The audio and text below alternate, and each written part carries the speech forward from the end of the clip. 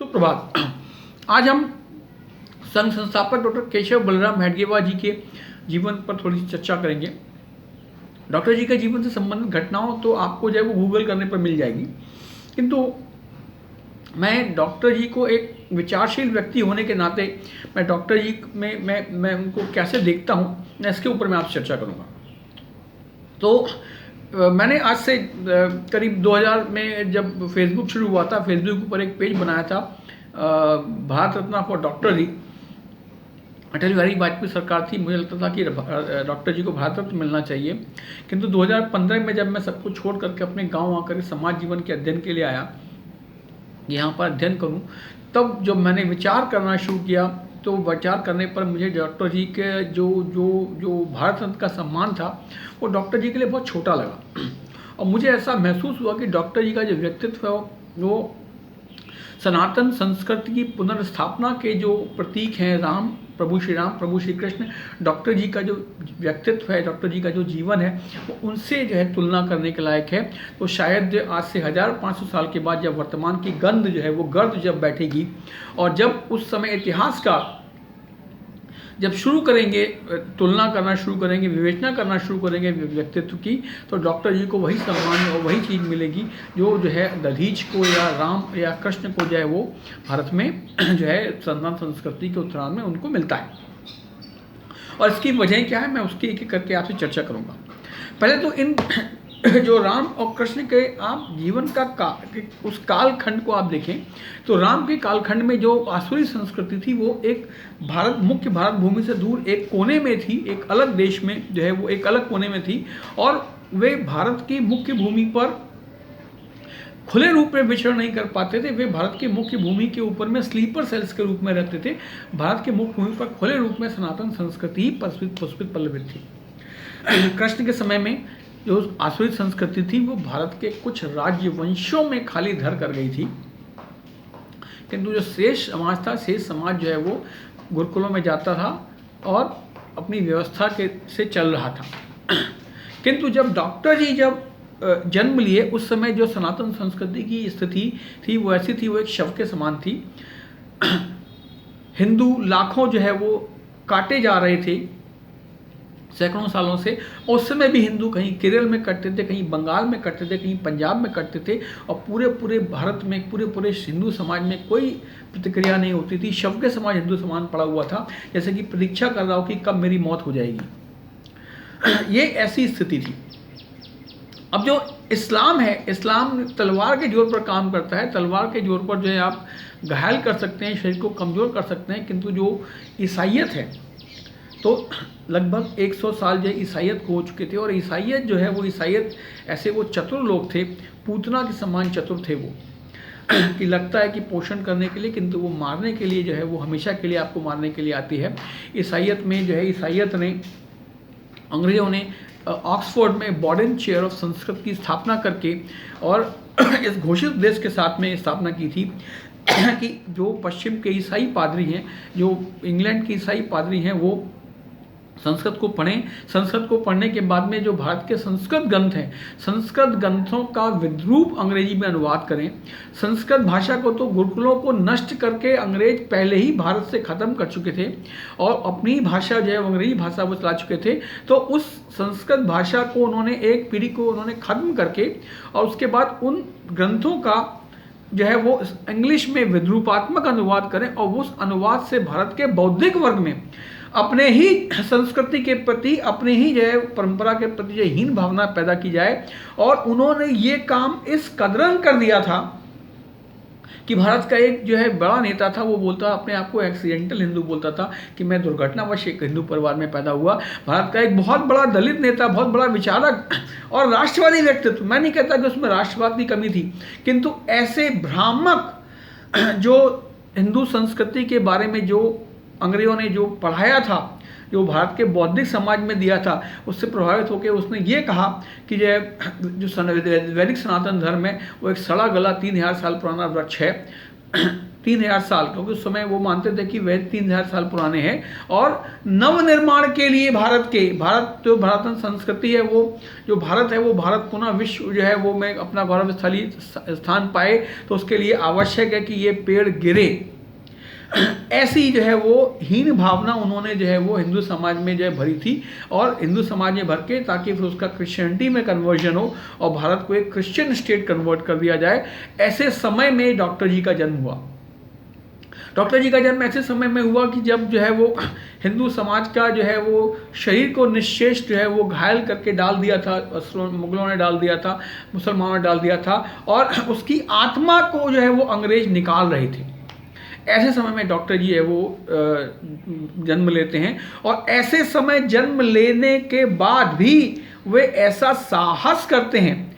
ऐसा समय जबकि स्वामी विवेकानंद जैसा महर्षि, स्वामी विवेकानंद जैसा तर्कशील व्यक्ति जो कि पूरे विश्व भर में सनातन संस्कृति का स्वयं जाकर के वहाँ पर पश्चिम जगत में डंका बजा करके आता है, किंतु वो भारत के अंदर में, भारतीयों के अंदर में वो साहस का संचार नहीं कर पाता कि भारतीय जो है वो गर्व से कहो हम हिंदू हैं, इस नारे को अपना पाएं और व्यापक रूप से इस नारे को बोल पाएं, वो भी नहीं कर पाता। ऐसे घनघोर समय में डॉक्टर जी जो है वो साहस करते हैं, और साहस करने के बाद में वो एक कार्य का प्रण लेते हैं कि जो सनातन संस्कृति है, गौरवमय सनातन संस्कृति है, इसको मैं पुनः प्रतिष्ठित करूंगा। भारत जो खंड खंड हो गया है, उस भारत को पुनः अखंड जो है वो उनके समय भारत खंड खंड जो की पुनः स्थापना करूंगा। तो ऐसा जो है वो कर पाते हैं। अभी कितना बड़ा तेज कि महर्षि अरविंद जैसा व्यक्ति भी जो है वो इस कार्य को, स्वामी विवेकानंद कहते हैं कि मुझे 100 युवक चाहिए, मैं 100 युवक मुझे मिल जाएंगे जिनके स्नायु जो है वो स्टील के हों, लौह का बदन हो, ऐसा ही वो चाहते हैं। और उसके लिए किंतु वो आगे वो तैयार कैसे करना, वो कार्य वो नहीं कर पाते। महर्षि अरविंद जैसा व्यक्तित्व जो कि घोषणा कर देता है कि हाँ भाई प्रभावित कर सकता है, किंतु वो जाकर के और भी लोगों में एक आश्रम खोल करके बैठ जाता है। वो समाज में जाकर के यह कार्य करने की हिम्मत नहीं जुटा पाता। ऐसे समय में एक व्यक्ति जो है वो ऐसे कार्य को करने की हिम्मत जुटाता है। जब ये कहा जाता था कि 4 हिंदू अगर एक साथ चल रहे हैं तो इसका मतलब है कि जो है 5वां उनके कंधे के ऊपर में होगा। विभागों में, जातियों में विभक्त, छुआछूत से ग्रसित, बिल्कुल जो है वो आत्मबल से हीन, और ऐसा जो है समाज, ऐसे समाज को जो है वो खड़ा करना कि ऐसे समाज को मैं खड़ा करूंगा और पुनः भारत माता को जो है वो विश्व वालों के राष्ट्र माता को विश्व जो है मैं सबसे शक्तिशाली बनाऊंगा, और ऐसा जो है वो सनातन संस्कृति का परचम पूरे विश्व में लहरे। ऐसे दृढ़ संकल्प उस समय, ऐसे समय में व्यक्ति जो है वो एक व्यक्ति खड़ा होता है। और कौन व्यक्ति खड़ा होता है? राम जो थे, राम एक राज्य सत्ता के वंशज थे। भले ही उनके राज्य ने उनको उनके उस कार्य में सहयोग न दिया हो, किंतु जो है राज सत्ता के वंशज थे, तो राम को जो है वो संपूर्ण भारत की जो है आकर के राज सत्ताओं के सहयोग मिले। कृष्ण जो है वो, कृष्ण भी एक राज सत्ता से थे, एक राज सत्ता के वंशज थे, और उनके जो पालक पिता थे उनके पास भी एक सहमति, अर्थात इन दोनों के पास में संसाधनों की कमी नहीं थी, और इनकी प्रसिद्धि एक सीमा तक थी। किंतु वही कार्य कौन व्यक्ति करना शुरू करता है? एक ऐसा व्यक्ति करना शुरू करता है जो कि अत्यंत साधारण परिवार से होता है, जिसमें कि आगे एक जो है 2 रून की रोटी कैसे चलेगी उसकी चिंता उस परिवार में होती है। ऐसे परिवार का व्यक्ति इस कार्य को करने का निश्चरहीन करऊँ मही भुज उठाए प्रणकीन, राम ने किया था, कृष्ण ने किया था, किंतु राम और कृष्ण के पीछे कुछ था, किंतु इस व्यक्ति के पीछे क्या था? कुछ नहीं था। इस व्यक्ति के पीछे केवल और केवल अपनी अदम्य जो है वो जिजीविषा थी, अपनी अदम्य इच्छा थी कि मैं जो है वो यह कार्य को मैं करूँगा, सनातन संस्कृति का मैं पुनरुत्थान करूँगा। नितांत साधनहीन, कोई साधन नहीं। तो ऐसे व्यक्ति ने जो है वो बीड़ा उठाया, तो हम जो है वो मान सकते हैं कि इस व्यक्ति के अंदर में जो है, इस व्यक्ति का आप व्यक्तित्व की तुलना आप स्वयं कर सकते हैं। और इस व्यक्ति के हम जो है वो अब हम उनके गुणों की हम तुलना करेंगे। पारिवारिक संस्कार बहुत महत्वपूर्ण होता है। तो पारिवारिक संस्कार कैसा मिला कि एक साधारण से पुजारी परिवार से, आंध्र प्रदेश से एक साधारण सा पुजारी परिवार आकर के महाराष्ट्र में बसा था, एक छोटे से मंदिर में पूजा करता था। 2 जून की रोटी की चिंता, हमेशा केवल 2 जून की रोटी, रूखी रोटी मिलती थी, मिठाई तो तीज त्यौहार पर मिला करती थी। ऐसे घर का 6 वर्ष का मात्र बालक वो मिठाई को फेंक देता है। ये कह के फेंक देता है कि ये जो है महारानी विक्टोरिया, जो कि आंग्ल रानी है, जिसने कि हमारे जो है वो भारत के ऊपर में कब्जा किया हुआ है, और ऐसी रानी की राज्यारोहण की मिठाई जो है मैं नहीं खाऊंगा। ये कोई शिवाजी का राज्यारोहण की मिठाई नहीं है, मैं ऐसी मिठाई नहीं खाऊंगा। ये संस्कार की इतना प्रबल जो है वो राष्ट्रवाद मन में कि जो है वो किला है। 8-10 साल की अवस्था थी, किले के ऊपर यूनियन जैक फहर रहा था कि बोले इस किले के ऊपर भगवा ध्वज फहरता था शिवाजी राजे का, वही फहरना चाहिए। छोटे छोटे बालकों के संग मिल करके करीब 500 मीटर लंबी सुरंग खोदी कि सुरंग खोद के किले के अंदर जाऊंगा और जा करके उस भगवा ध्वज को जो है वो वापस फहराऊंगा, यूनियन जैक को हटा दूंगा। ये परिवार, ये जो है हृदय के अंदर में भाव, ऐसा संस्कार की जो है वो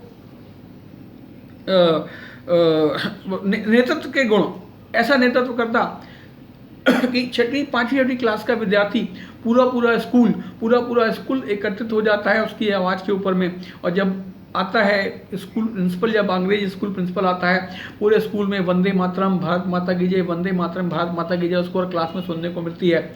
और ये नहीं कि क्षणिक, उसके पश्चात वो पूरे स्कूल में जो है वो किया जाता है कि ये कार्य किसने किया, कोई नहीं कहता। ऐसा नेतृत्व का गुण कि कोई कबूलता नहीं है कि ये जो है वो किसने किया है, सब कहते हैं कि मैंने किया। स्कूल के पूरे स्कूल को रस्टिकेट करने की नौबत आ जाती है। अंग्रेज अधिकारी चढ़ा हुआ होता है, कहता है कि पूरे स्कूल को रस्टिकेट करो। तब वह व्यक्ति का त्याग देखिए आपकी, वो आता है कि अपनी परवाह नहीं करता, आकर के सारा का सारा दोष अपने जिम्मे लेता है कि हाँ ये कार्य मैंने किया। ऐसा साहस, ये संस्कार साहस का, ये उस उम्र में 8-10 साल की उम्र में ऐसा साहस कि आकर के जो किया, ऐसा नेतृत्व का गुण कि सारा का सारा स्कूल जो है वो पीछे चल रहा। उसमें बड़े विद्यार्थी भी होंगे, उम्र से बड़े विद्यार्थी भी थे, उम्र से बड़े विद्यार्थी भी उसकी बात मानते हैं। और फिर ऐसा साहस किया करके सारा का सारा जिम्मेदारी लेना कि नहीं भाई मेरी वजह से सबकी ज़िंदगी नहीं खराब होनी चाहिए। यह गुण नेतृत्वकर्ता और नेतृत्वकर्ता के साथ साहस होना, यह गुण हम उनके अंदर में पाते हैं। क्या पाते हैं उनके अंदर में? उनके अंदर में हम पाते हैं बलिष्ठ शरीर। हम ऐसा बलिष्ठ शरीर कि जब वो कलकत्ते में थे, कलकत्ते में उनके हॉस्टल के किनारे आसपास जो है वो गुप्तचर विभाग के जो है 2 जासूस चक्कर लगाया करते थे और बलिष्ठ शरीर के जासूस थे। किंतु उन्होंने क्या किया, डॉक्टर जी ने रात में उन दोनों को ऐसा धुना उनको, और इतने चतुराई से धुना कि वो उनकी शक्ल तक नहीं देख पाए। और चूंकि इतना जोर से धुना था तो वो ये बात अपने इंस्पेक्टर को भी नहीं बता पाए शर्म के मारे, और वो जो है कन्नी काटने लगे वहाँ पर ड्यूटी देने से।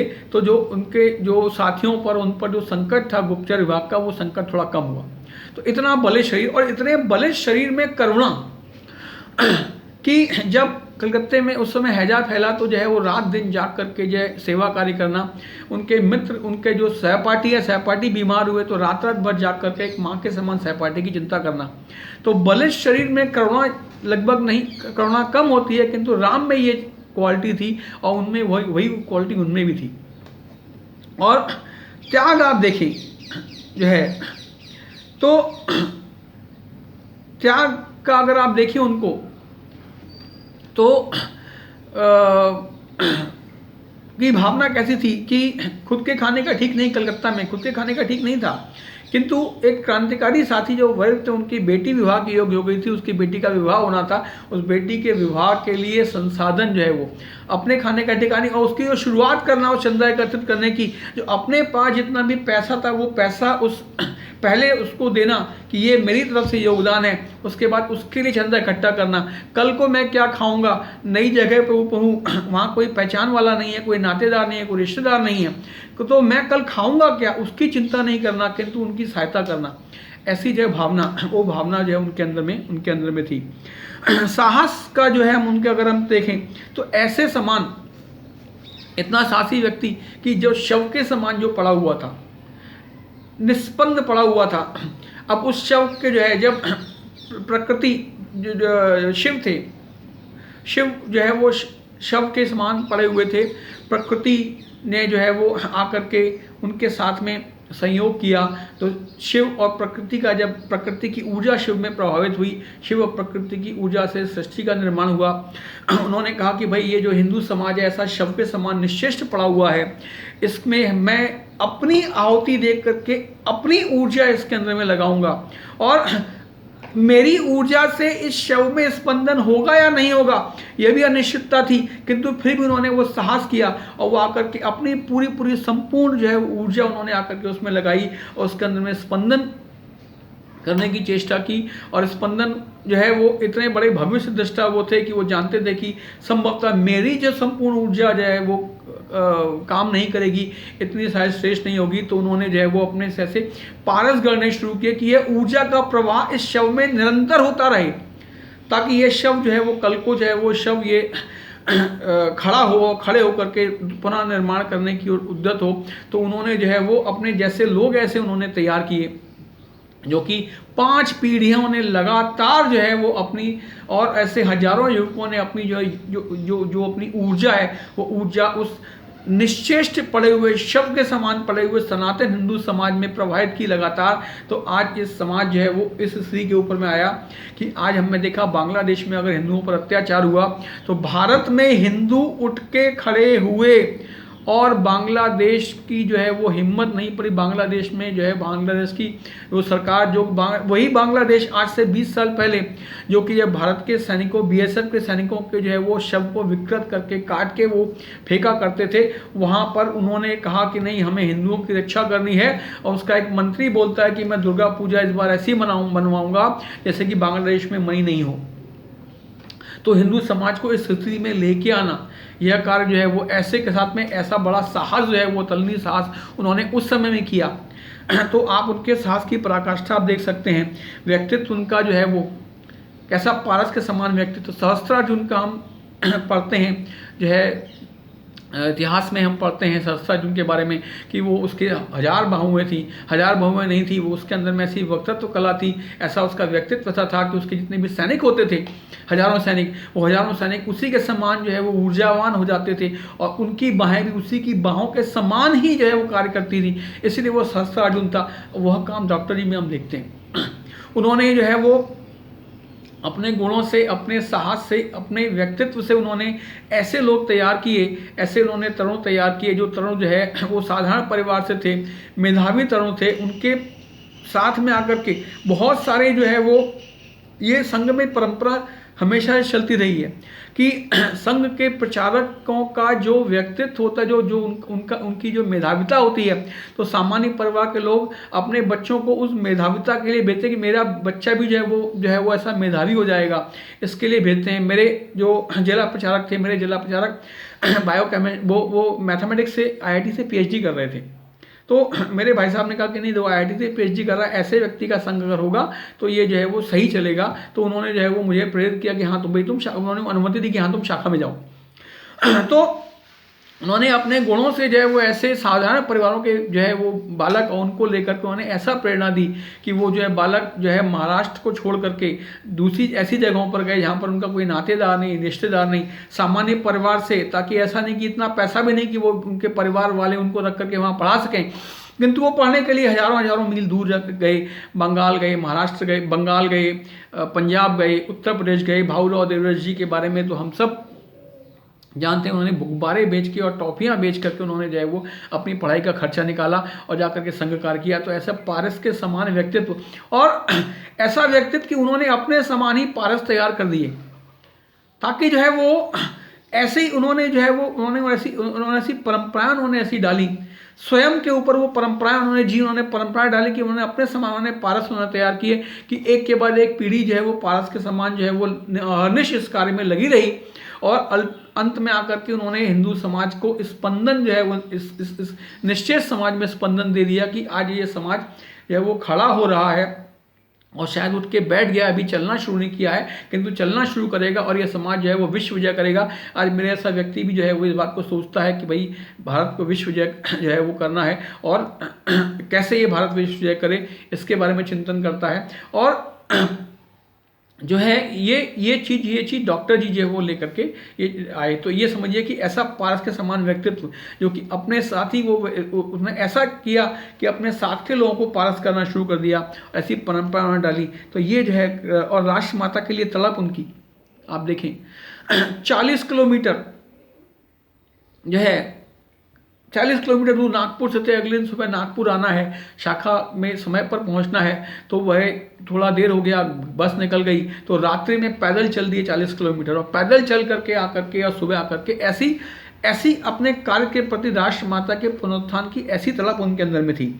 भविष्य दृष्टा इतने बड़े, निरहंकारिता सबसे जो है वो कि गुरु के ऊपर में सबने कहा भाई भगवत जो है वो आपको गुरु बनाएंगे, लेते हुआ गुरु पूर्णिमा पर गुरु पूजन होगा, संसाधन एकत्रित करने आगे कार्य करने के लिए गुरु पूजन होगा। गुरु पूजन करने के लिए भाई क्या बोले भाई तो गुरु तो हमारे हैं, किंतु जब एंड मोमेंट पे उन्होंने कहा कि नहीं मैं गुरु नहीं, गुरु भगवत होगा, क्योंकि गुरु में कभी भी स्खलन आ सकता है। ये भविष्य की दृष्टि की मैं तो ये मुझे पता था कि उनको ये पता था कि मैं जो कार्य कर रहा हूँ वो कार्य एक मेरे सामने पूरा नहीं होगा, शायद संभवतः इसमें पीढ़ियाँ खप जाएं, ऐसे भविष्य दृष्टा थे। तो बोले कि पीढ़ियाँ खपेंगी तो आगे आने वाला शायद कोई व्यक्ति ऐसा आ जाए स्खलन हो, तो उन्होंने कहा नहीं भगवा ध्वज गुरु बनेगा।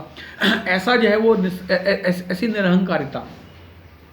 जेल में गए, जेल में जाने के बाद में डॉक्टर थे तो वही उनको राजनीतिक बंदी थे, जंगल सत्याग्रह में उन्होंने भाग लिया था संघ की स्थापना के बाद में, और जंगल सत्याग्रह में उनको जो दिया गया तो उनको जो है वो कहा भाई जो है सामान्य लोगों के साथ में बोले कि भाई उनको था कि भाई राजनीतिक पढ़े लिखे व्यक्तियों को थोड़ा सा जो है वो सुविधाएं मिलती हैं, तो बोले उन्होंने सुविधाएं लेने से इनकार कर दिया, बोले मुझे कोई सुविधा नहीं चाहिए। और सामान्य जो जितने उनके साथ जो साथी थे उन साथियों के साथ ही वो जो है वो रहे और रह करके उन्होंने किया।